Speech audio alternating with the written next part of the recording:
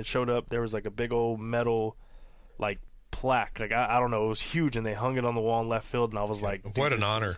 I was blown away by it. I mean, it brought back a lot of memories. Obviously, my dad and Coach Castillo and the guys that I played with. I mean, that's the biggest tribute I made was to my friends that I made throughout my whole high school career. Like, it wasn't just only for me. It was for them. It was for all of us. And then take us through the recruiting process. You end up going to Oral Roberts University for 3 years. Yeah. But talk to us in our audience, a lot of kids that want to play college baseball. Talk us through that process, and were there some other schools you were considering? Yeah. First thing I'm going to say is enjoy the process because it can get hectic. It's for the parents and the kids too. I was committed to Oklahoma State, but if I ever remember that coach's name that told me I wasn't good enough, basically pushing my visits back and pushing back, and I usually remember his name, but I can't right now for some reason. But I'll always tell him thank you because he made me better. But he called me. I was on my way up to Oklahoma to go visit Oral Roberts, and I was supposed to go to Oklahoma State. I had a visit lined up, and he just said, "Oh no, we got to move it back and move it back." And finally, I realized like he's moving it back for another guy to come in, obviously. So I mean, I had enough of it. About 4 weeks of it. Was that prior to your senior year at John Paul II? Yes, yeah. This was my junior year, and I was like, you know what, I'm done with him, and I'm not even gonna tell him. I'm just done with him. So I mean, I was on my way up to Oral Roberts. I was at the Whataburger in Waco, right off the highway. Yeah. And I get a call. I've been there. Yeah, me too. I get a call from the Oklahoma State coach. He goes, "Hey man, where are you going?" And I'm like, "Oh, I'm going to Oral Roberts. I'm gonna go sign my letter of intent." And he was like, "What do you mean you don't want to be a Cowboy?" And I'm like, "No, sir, I don't. I don't think I should be treated like a 2-star player when I know I'm higher than that." Well, I do want to ask you that kind of came out of left field. You weren't expecting that call, were you? Oh no, at all. I mean, I wasn't even gonna answer it, and I was like, you know what, I need to answer it. And I mean, he said some things to me. I was like, dude, you're not making any sense. And he's like, we'll see you in the spring. And I was like, yeah, you will. So, for a split second, did you consider, well, it is Oklahoma State, that's where I wanted to go. Did you consider going there at all? Nope, not after they treated me like that. But the coach that I went to Oral Roberts with, Rob Bolton, he ended up going to Oklahoma State after my first year at Oral Roberts.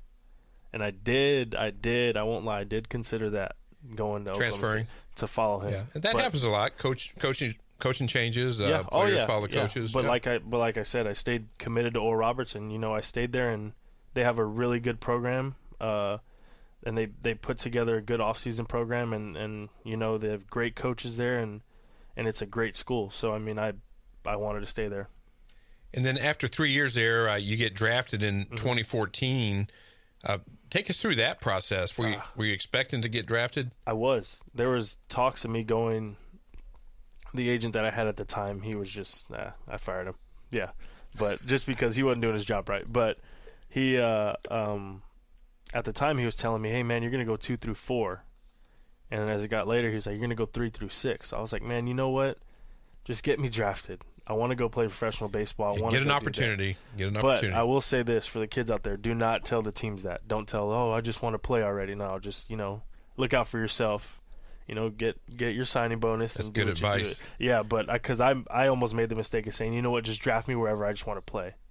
But I had the leverage of being a third year instead of a fourth year. So were you having that kind of communication directly with the organizations? No, I was outside your agent with my agent. Okay. Because he was frustrating me, and I was like, man, you need to tell me what's going on, and he wasn't communicating. And then all of a sudden, they're like, hey, man, the Blue Jays are coming after you in the second. I'm like, there's no way. And then sure enough, then I was actually playing golf. I was putting, and I got the call, and I was like, well, okay, so what do you want me to do? And he's like, oh, we're just going to wait it out. And so, I mean, the next day came, and the 4th round came. The Rangers called me and said, hey, we're going to pick you in the 5th. Are you going to be available? I said, I don't think so. I was like, no, I don't think I am. I said, the next team that calls, I'm going to go with them. So they were like, oh, okay. And then, so I was talking to Bobby Crook at the time. I think he's a cross-checker now, I think. Cross-checker. Yeah, he got hired a little higher up in the Rangers organization. But then he called in the 5th. They actually took my buddy out of Kansas, Wes Benjamin. He just had Tommy John. They're like, hey, we're going to go with the left-handed pitcher from Kansas. Are you going to be available in the 6th? I said, no. I'm going with the next team that calls me. I don't care who it is. And sure enough, I got a couple calls, and I was like, no. And then the Rangers called me in the 6th, and Bobby Crook was like, hey, you ready to be a Texas Ranger? I said, yes, I've been waiting. So then that's you get to play in your home state, and that's been special for you. You know, with family close by that can watch you play. You mentioned your mother's in town right now. No, she is. She's watching the baby right now. So that's fantastic. Spend some time with Josiah. Yeah. That's awesome. Oh, yeah. So then you get drafted as a Texas Ranger, and then the grind starts. Oh, yeah. The minor league grind. Yeah. Talk us through that a little bit. That's not no lie right there. I mean, it really is a grind. You know, it's really something that you have to want to do. You can't just go in there and be like, I'm going to see how it goes. No, it's either you put all your eggs in the basket or you don't go, because it's not for everybody. It's really not, because I know guys that are 20th round picks that don't have any money, that are getting paid the same amount as me but don't have the same signing bonus. So, I mean, it's like, man, what are they going to do? Like, what do they do in the offseason? Like, what are they going to do? Like, how are they going to eat? How are they going to pay their rent? Like, they got families back home. What are they going to do? You know, and that's when you start building that bond with some guys and taking care of guys. Pressure from girlfriends, spouses. Yeah. I've heard it from other players that have been through that. Like, the spouse says, hey, when are you going to get a real job? Oh, yeah. No, there's guys that do that all the time. You know, they hear it all the time, and they come to me, and I hear that, and I'm like, dumper. Dumper, leave her alone. But seriously, there's a time and a place for the girls, guys. If you really want to do this, you know, go out and pursue it. But that's how you build your bond with those guys, you know. And I mean, just leave them alone. How about your first spring training? Can you mention some of the players that you saw at spring training that you idolized growing up, and what it was like? Beltre. I mean, Beltre was there, and that's when I first saw Pudge. Andrews was there. Let me see. I'm trying to think who else was there that I was really. I didn't really get. Oh, Prince Fielder. I didn't really get like starstruck by him, but like Mitch Moreland was there. I remember because they threw him in a hitting group with Mitch Moreland, Beltre, and Prince, because they were taking live BPs off somebody, and they're like, hey, if they don't want no more at bats, you got to go in there and take at bats. So I was like, all right. So I went over there, and Beltre grabbed like my jersey and looked at my last name, and he's like, oh, Trevino, huh? He's like, nice to meet you, man, Adrian. I was like, nice to meet you, sir. Yeah, that's the kind of guy he is, just a true gentleman. Yeah. I mean, I don't know if you saw the standing ovation he got here at the ballpark in Arlington. Yep. 6th inning, they took him out, and just I think he got a little emotional. Oh, yeah, he did. A lot of fans, just a fan favorite. Yeah, oh, no, definitely. He's done a lot for the game and a lot for other players, and everybody respects him for that. And then we were talking off air, you know, the buses are a little nicer now than they were, say, 20, 25 years ago, but a lot of long days and nights on the bus. Oh, yeah. How do y'all pass the time, you know, as a minor leaguer on the bus? What are some of the things y'all do? You can play cards. I learned how to play cards 2 years ago, and some of the Latin guys have taught me how to play Texas cards. Hold'em or some other games? No, some other games, like 21. Yeah. Texas Hold'em, yeah, but let me see. There's a game called... There's no gambling on the bus, is there? Oh, no, zero. No gambling at all. Maybe for some, like, waters or something, but nothing at all. But I mean, there's guys that play, you know, on their phones. Well, now you have your phones. 25 years ago, it was a little tough. You probably played, like, tic-tac-toe or something, but checkers, chess, stuff like that. But now it's like, okay, you're on your phone. You have card games on your phone that you can Bluetooth to each other. So that's what we did. Wow, that sounds pretty complicated. As long as you have your charger underneath your seat, then you're good. If there's no bus with no chargers, you have to have a portable charger. Yeah, the smartphone has changed a lot of things. Oh, yeah. Especially long bus rides. Music, you can watch movies, Netflix, you know, all that. Amazon Prime, all that. Well, when you were drafted, the Rangers, they didn't know it at the time. You were a third baseman, shortstop. Oh, yeah. But you transitioned to a catcher. Mm-hmm. How did that come about?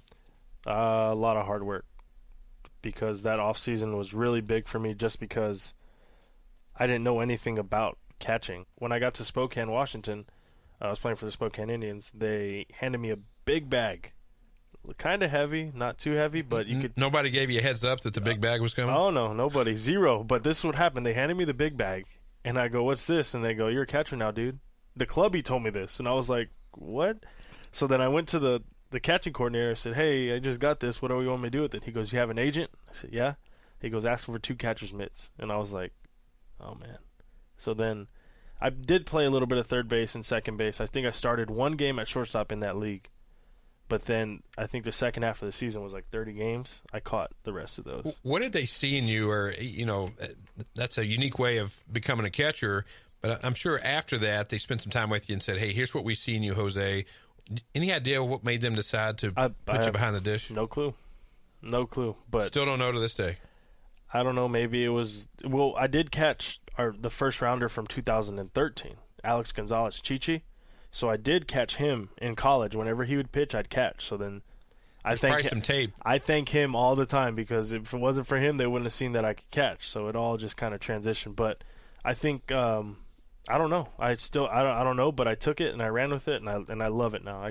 I wouldn't want to be anywhere else. And I can tell just by talking to you, Jose. Being a 3-sport star, and you mentioned you golf as well. You play some hockey.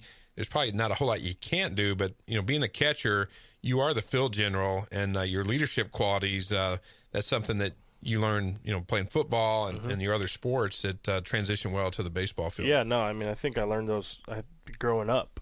Responsibilities. Making your bed, brush your teeth. Little things like that are going to build your character later on in life. I think those little things help. Another thing, in doing a little research for the show. In addition to you becoming a catcher, another Ranger, Isaiah Kenner Falifa, they made him a catcher as well, and you guys roomed together. So yeah, no, we were roommates in this past spring training, and and then we played together last year in Frisco, and I mean, whatever he needed. I mean, if he wanted me to watch something for that day, I'd do it. If he wanted to do extra receiving, extra throwing, extra blocking, whatever it was, I mean, I was there. Whatever he needed. The lesson there for our listeners is, as a teammate, help lift each other up. And hey, let's face it, in the minor leagues, it's competitive. You want to make the roster, you want to make the big league roster. Some of the players aren't always looking out for the best interests of the other players. Oh yeah, no, but I mean, the way me and Kiner work together, that's just how we are, and we're gonna help each other out, and whatever happens after that. Your manager across town in Frisco, the Frisco Rough Riders, manager Joe Miculek. Yeah. What's it been like to play under his leadership? He's a good dude. He's fun. He's a fun dude, especially when we get rolling, get winning some games and stuff. He's energetic. He brings it every day. That's pretty much he brings it every day, and if you don't bring it, then he's gonna let you know. And your owner, you play for probably one of the best owners. I could say maybe in all of baseball, but the minor league owner Chuck Greenberg. Oh yeah. I met him when he first got involved with the Texas Rangers out in center field. It was one of those reason they're putting a roof over the new ballpark. Yeah. It's probably 104 degrees. He was coming out shaking fans' hands when he first came to town. Yeah. And that's where I met Chuck Greenberg. No, he's a good man too. Anytime he's in town, make sure you say hi to him and kind of just talk to him a little bit. He's an interesting guy, a smart guy, and he's done a lot for that stadium in Frisco. You had some surgery here a few weeks ago. You were going through some rehab. Everything's feeling good. Oh yeah. Let our audience know how you're feeling and what your plans are over the rest of the off season. Well, I feel good right now. I'm about 10 weeks out on Friday. I actually get to play catch from 50 feet. So if somebody's going to throw a ball at me, I get to catch it. So I haven't done that in a long time, and I think that's going to feel good. Just trying to get better every off season. I picked up on some biking. I like to ride a bike and kind of just around town, go for a long ride and just running, kind of getting conditioned, get my body right. Do you do any spin class? I will not do that. That seems a little tough. My girlfriend actually did one of those, and she said she was really sore and it was really tough, and I was like, okay, well, I'll stay away from that. No, one of the big things, especially for catchers, to keep your hips flexible is yoga. Yoga. You do some yoga? Oh, yeah. Love me some yoga. Good stuff. I love yoga. A little hot yoga? I've done 2 of those. I've kept count. I've done 2 of those, and those are really tough. It's really, really tough. And I think if you're going to do hot yoga, you need to go all in and you need to have a jacket on. You need to have everything on. You need to just be hot. Jose, you do a lot of work off the field as well, and I know you want to be remembered as Jose Trevino, the individual that made a difference. Talk to us a little bit about some of the charitable organizations you're involved with and some of the events that you've been a part of. Yeah, last year was my first annual kids toy drive, I would say. Basically, we had a camp in my hometown. And